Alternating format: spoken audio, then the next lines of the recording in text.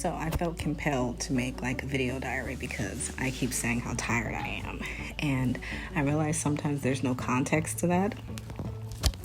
So I feel like I'm really, really tired. However, given the alternative, I'd rather be tired, if that makes sense. I think I've always thought about doing like a podcast for like widows about like life after loss and relationships, finances, careers, extended education, parenting, like things like that. But after my husband died, it was really, really hard, like really hard. So I went through a period where, the kids were looking at me like, what are we going to do? And for me, I had to funnel those questions and figure out what those answers were. And it was really difficult because I didn't know what we were going to do. What are we going to do without your dad? What am I going to do without my best friend? Like, what are we going to do? I don't know. It was so unexpected. Some people can have time with their loved ones and anticipate them passing away. But when my husband died, it was very unexpected. He got sick. Within 3 days, he was gone. And I did not foresee it happening. So I was exhausted grieving, exhausted being depressed, exhausted trying to take care of my kids and handle their emotional, mental health. So yeah, it was really, really, really difficult. And I didn't want them, like I knew they had to deal with the loss of their father, which was tremendous, the loss of my husband, tremendous. But I didn't want them to deal with the loss of a home, loss of food, loss of necessities. Like I remember one day, like they came to take our cable boxes, and it's so stupid because nobody needs cable. But for me, it was like they came to take our cable boxes. I had like $20 to figure out how to buy groceries for like 2 weeks. Like I did not know what to do. And I remember I just sat in the 99-cent store and cried because I'm like, I can't even buy food from the 99-cent store. Like, what am I going to do? How am I going to feed 4 kids? Like, it's impossible. All while keeping a roof over our head. And I was tired. I was teaching. I was working at a really nice school, but I lost half of our family's income, like half, which was tremendous. Like, what do I do in that position with 4 kids? It was impossible. And I just sunk into this depression. So out of that, I decided to go back to school to get my master's and to try to transition jobs. COVID had happened. People were getting laid off. All the teachers at my job got laid off. Again, what do? I got to start at the bottom. I have to start all over again. I had to take a job that was paying me $10 less than I was used to getting paid. But I have to feed these kids. What am I going to do? I have to do whatever I have to do. So I've been in this state of exhaustion for years, like literally for years. However, now I can fully say like we've turned that corner, like things are okay. And I'm able to manage and sustain everything and some. And not only get my kids everything they want, but everything that they need. Like, I don't ever want to be in that position again where I cannot buy food, where I'm debating on, hey, we got a roof over our head, but we can't eat. Like I can never, ever, ever, ever, ever see myself going back to that, like ever, or letting them go through that ever. Because like my son would have days where he would go to school, he couldn't fit his clothes, and he would just put on a sweater, and he didn't have t-shirts because he didn't want to ask me to buy anything because he knew we didn't have money. Like he didn't want to embarrass me or hurt me that way. And so I promised my husband, I promised myself that I got this. I'm going to make sure that these kids don't ever have to worry about anything.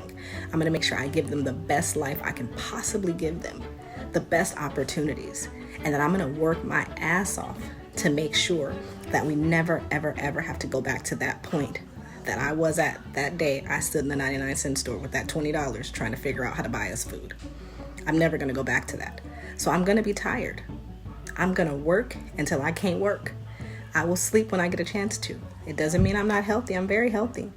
I'm very healthy. But I don't have the option that some people have.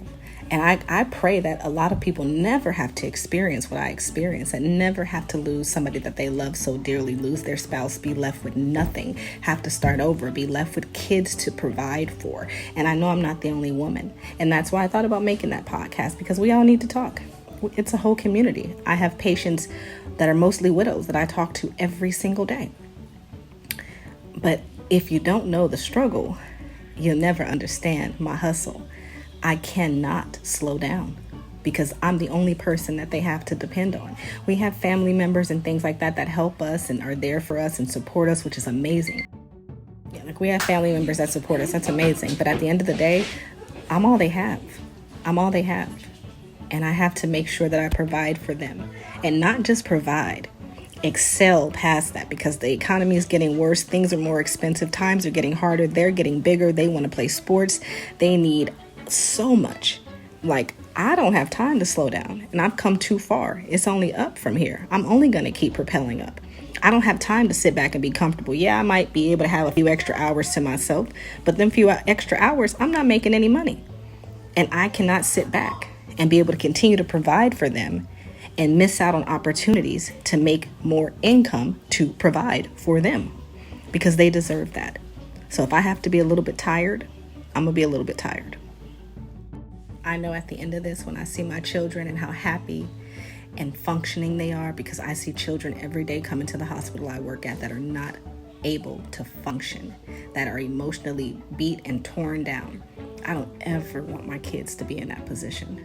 Life is going to happen. Life is going to be hard. We know that better than anybody.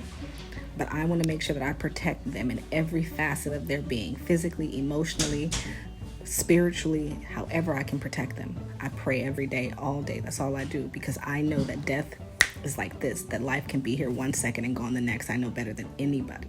So the way that my brain works is different from so many people, because I've dealt with that trauma, that loss that is just instant, where you are shattered and you don't know what to do.